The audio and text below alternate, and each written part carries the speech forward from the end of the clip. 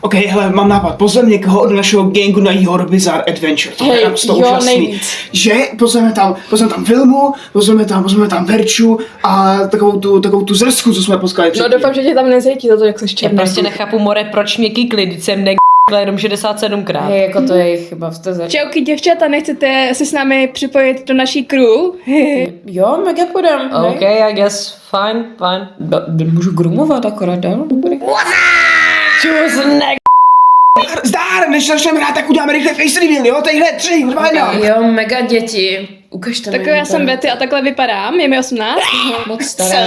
Teď já. Verča 18. Co to je za jola? Gigačet. Čau, můžu se přidat do vaší crew? No nevím, je tady nás docela dost, a tak ukaž nám, jak vypadáš. Čau, já jsem Helča, je mi 17. Ty hovna. Tohle jsem já, ale já a 30. No aspoň tady Adam teda není jediný černý borec. Debile, ve skutečnosti vypadáš takhle. Ty jako nejseš Ne, za to tě kiknu. Počkej, já můžu vysvětlit, bratři. Tak jako konečně pryč, tady ta arijská rasa. Můžeme pokračovat. Já vypadám takhle, dámy a pánové. Uvo girly. Sibou. Jsem zpátky a teďka všechny zabiju, ne.